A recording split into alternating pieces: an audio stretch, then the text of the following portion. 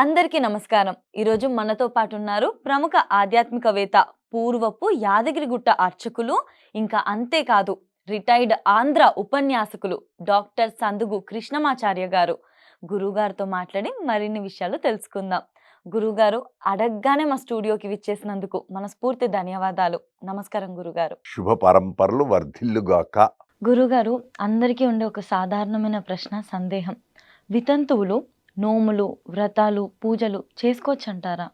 వితంతువులు అని అన్నారు, బాగుంది. హ్మ్. ఆయన లేకుంటే ఆమె వితంతు, హ్మ్. అంతే కదా. హ్మ్.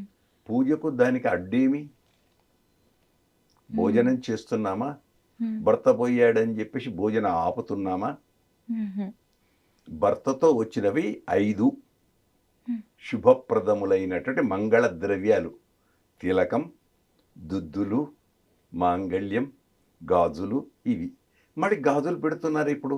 వితంతువులు గాజులు పెడుతున్నారు కొందరు, హ్మ్. అందరు కాదు, హ్మ్. కొందరు. అది వదిలేద్దాం, హ్మ్. ఎవరు ఏమిటనేది. ఆ దైవ ఆరాధనకు వితంతు పనికిరాదని ఎక్కడుంది? హ్మ్.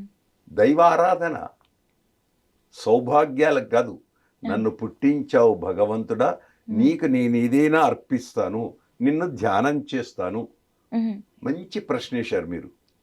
కుంతీదేవి, హ్మ్. కుంతీదేవి అంటే అందరికీ తెలుసు, పంచ పాండవుల యొక్క తల్లి. హ్మ్. వితంతువా సౌభాగ్యురాలా? లేడు కదా పాండురాజు, హ్మ్. వితంతువే కదా. హ్మ్. మళ్ళీ కృష్ణుణ్ణి ఎల్లవేళలా ప్రార్థించిందా, ఊరుకుందా? హ్మ్. ఇలా ఎందరినైనా తీసుకోవచ్చు. కనుక ఆరాధనకు పనికిరాదు అని లేదు. హ్మ్. కానీ కానీ శుభకార్యాలలో అంటే మనం కల్పించుకున్నటువంటి, నిర్ణయించుకున్నటువంటి కొన్ని ఆరాధన రూపమైన ఆచారాలు, హ్మ్. ఆచారాల్లో వాళ్ళని పక్కకు పెట్టేస్తూ ఉన్నాం. హ్మ్. ఉదాహరణకు, హ్మ్. ఎదురుగా రావద్దు, ఏదో బయలుదేరుతుంటే ఎదురుగా రాకూడదు, అమంగళము అనుకుంటారు కొందరు. హ్మ్. అనుకునే వాళ్ళకి ఏం లేదు, అనుకునే వాళ్ళకు. హ్మ్. 2, తిలకం ఎవరికైనా బొట్టు పెట్టాలి అంటే లేదు, హ్మ్. ఆమెకు అధికారం లేదు. సౌభాగ్య వస్తువులు పట్టుకోవడానికి అధికారం, ఇవన్నీ ఎవరు? మనం కల్పించుకున్నటువంటివి. కనుక దైవ ఆరాధనకు హాయిగా ఆవిడ పనికొస్తుంది. హుహు. దైవ ఆరాధన గుర్తుంచుకోండి. ఇంట్లో జరిగేటువంటి ఇతరములైన కార్యక్రమాలకు ఆమె మార్గదర్శకురాలు మాత్రం. హ్మ్.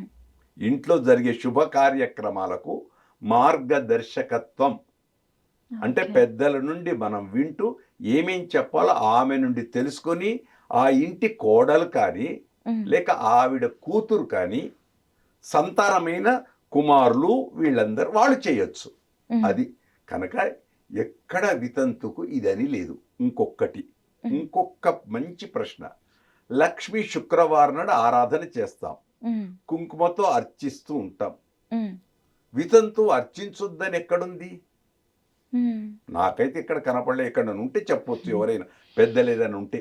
హ్మ్. కానీ మా అమ్మగారు ఉంది వితంతు, హ్మ్. లక్ష్మీ పూజలు వచ్చి కూర్చుంది ఓ పక్కకు. హ్మ్. లక్ష్మీ పూజ నేను చేసుకుంటా అంటే వద్దనే అధికారం ఎవరికి ఉంది? హ్మ్. వద్దనే అధికారం ఎవరికి ఉంది? అవును. ఉదాహరణకు దీన్ని దోషంగా చూడొద్దు. హ్మ్. చిన్నజీయర్ స్వామి వారు ఉన్నారు. హ్మ్. ఆ తల్లి సమస్తం త్యాగం చేసి ఆయనకు సన్యాసం ఇచ్చింది. హ్మ్. సన్యాసం తీసుకున్నటువంటి ఆచార్యుడు ఎవ్వరికి దండం పెట్టొద్దు, కానీ తల్లికి దండం పెట్టాలి. అవును.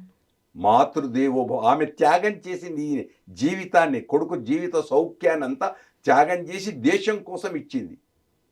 ఆ అతడి యొక్క తల్లి వచ్చి ఆరాధన చేస్తుంటే వద్దని ఎట్లా అంటారు? హ్మ్. కనుక వితంతువు అనేది వచ్చినటువంటి దానికోసం కల్పించుకొని మనం చేసుకున్నది. ఒకప్పుడు సహగమనం ఉండే, హ్మ్. ఒకప్పుడు భర్తతో సహగమనం ఉండేది. సహగమనం అంటే ఏంటి ఆ గురుగారు? భర్తతో సహా తను కూడా వెళ్ళిపోవడం. మాద్రి, ఓహ్! ఇప్పుడు పాండురాజు యొక్క భార్య మాద్రి ఉంది. హ్మ్. ఆ మాద్రి భర్తతో సహగమనం చేసింది. చేసిన తర్వాత, అప్పుడు చేసే ముందు నా కారణంగా నా భర్త ఇదయ్యాడే అని తను చేస్తూ, ఆ తన సంతానమైన నకుల సహదేవులను కుంతి చేతిలో పెట్టిపోయింది. కుంతి ఆ తల్లి సవితి అని అప్పుడు అనుకోలే. ఉమ్, తన కొడుకుల కంటే ఎక్కువ ఉన్నత స్థితి వాళ్ళకి అనిపించింది, ఉన్నత స్థానం చూచింది. ఉమ్, ఉమ్, అంతేకాకుండా కృష్ణుడిని ఆరాధించి దైవంగా ఇచ్చేసుకొని ఆఖరుకు కృష్ణ పరమాత్మ పైకి వెళ్ళేటప్పుడు అడుగుతాడు, తల్లి నీకేం కావాలి కోరిక, ఏదైనా కావాలా అందరిని అడుగుతాడు. అందరిని అడిగినట్టే ఆమెను అడిగాడు. అడిగితే నాకేం లేదు, కష్టాలే ఇవ్వు భగవంతుడా అని అడిగింది. ఉమ్, ఎందుకు అని అడిగాడు. అందరు అన్ని అడుగుతారు, నువ్వు కష్టాలు అడుగుతున్నావు ఎందుకు? కష్టం ఉంటే నిన్ను తలుస్తాను. ఉమ్, బాగా గమనించాలి ఇందులో. అవునవును. సుఖం వస్తే ఎవరు గుర్తు చేసుకోరు, ఉమ్, కష్టం వస్తే నిన్ను నేను తలుచుకుంటాను. కాబట్టి నాకు కష్టం ఇవ్వు, ఉమ్, ఇస్తే నిన్ను నేను ఎప్పటికీ ఆరాధిస్తూ ఉంటాను. ఉమ్, ఇది వితంతువుగా కుంతి. ఉమ్, అంతవరకే. సమాజంలో ఎవరైనా దీన్ని పెద్దగా చేసి అలా ఏంటి ఇలా ఏంటి ఇలా ఉంది, అవి మనం కల్పించుకున్న ఆచారాలు. ఉమ్, కనుక భర్తతో ఏవైతే వచ్చాయో అవి పోతాయి, కానీ శరీరం పోలేదే. అవును. శరీరం ఉన్నంత కాలము దైవ ఆరాధనకు యోగ్యత. మళ్ళీ ఏ దైవం ఏ ఆరాధనని మళ్ళీ అక్కడికి రాకూడదు. అంతే. ఉమ్, ఆ? పసుపు కుంకుమలు ముట్టుకుందా, ఇది ఆ దండలు అవి, అది వేరు. ఉమ్, అవన్నీ ఆచారాలు వ్యవహారాలు. వాటి యద్యదాచరతి శ్రేష్ఠ భగవద్గీతలో చెప్పాడు. ఎవరెవరు ఏది ఆచరిస్తారో అది శ్రేష్టమైంది. కనుక ఏ అలాంటి అనుమానం లేదు, భగవద్ ఆరాధన చేసుకోవచ్చు. అది మంచి ప్రశ్న వేశారు. అది ఉన్నంతలో తెలుసుకున్నాం. ఉమ్, దీనిలో విచారం ఏమీ లేదు. ఒకటి దీనికి ఇంకొకటి ఉమ్, దైవ ఆరాధన కోసం ఉమ్, కొన్ని ఇళ్లలో చెడు జరిగినప్పుడు ఉమ్, దీపం పెట్టొద్దు, ఉమ్. సంవత్సరం దాకా పూజ చెయ్యొద్దు. అవును గురుగారు, మైల ఊర్లలో చుట్టూ మైల, ఉంటుంది. మీరు మైల అని మంచి మాట అన్నారు. చుట్టూ దాని ఉంటుంది. పేరు ఆహా, సూతకము, ఒక ఓకే. పేరు. ఆ, వెనకట హాస్పిటల్స్ మెటర్నిటీ హాస్పిటల్స్ కు ఒక పేరు ఉండేది, ఉమ్, సూతికా గృహము దాని పేరు. ఆహా, ఆంగ్లంలో మెటర్నిటీ హాస్పిటల్, ఉమ్, ఉమ్, ప్రసూతి వైద్య చికిత్సాలయము ఉమ్, ఉండేది. ఉమ్, విన్నారా? అక్కడ సూతకం అనేది రెండు. ఉమ్, పుట్టినప్పుడు సూతకమే, ఉమ్, పోయినప్పుడు సూతకమే. ఉమ్, పుట్టినప్పుడు ఎంజాయ్ చేస్తున్నాం, ఉమ్, ఉమ్, పోయినప్పుడేమో ఏడుస్తున్నాం. రెండు సూతకాలే, ఇది 10 రోజులు, అది 10 రోజులు. దీనికేమో నియమాలు తక్కువ, దానికి నియమాలు ఎక్కువ. ఉమ్, అందుకే పంచాంగ కర్తలు కూడా చూపిస్తారు, ఇది ఇన్ని రోజులు పలాని బంధువు పలాని బంధువు పలాని బంధువు, ఈ ఇన్ని రోజులు వీళ్ళకి ఇది ఉంటుంది అంటే సంతాప దినాలు, ఉమ్, ఉమ్, ఉమ్, సంతాప దినాలు. ఉమ్, అలాగే స్త్రీ కూడా భర్త లేకపోతే కొన్నింటికి అనర్హురాలు. ఉమ్. మళ్ళీ భార్య పోతే భర్త, అలా ఏం లేదు కదా గురుగారు, ఇంకా భర్తకు అలాగా. ఇది వీరేశలింగం పంతులు అన్నాడు. ఉమ్, ఆ? ఇక్కడ నన్ను తప్పు పట్టకూడదు, విధవ అంటారు భర్త పోయిన ఆ స్త్రీని. ఉమ్, మళ్ళీ పురుషుణ్ణి ఏమనాలి? అవును. విదూరుడు. ఉమ్, విదూరుడు భార్య లేనివాడు, ఆయనకే అధికారం లేదు. మళ్ళీ ఉమ్, ఆయనకే ఈమెకి ఎట్లయితే అధికారం లేదో ఆమెకు కూడా ఏ అధికారం ఉండకూడదు. ఉమ్, మళ్ళీ ఆయన ఎట్లా చేస్తుంటాడు అన్ని? ఉమ్, ధర్మమా కదా? అవునవును. ఈమెకు పాటించడం ఆయన కూడా ఉండాలి.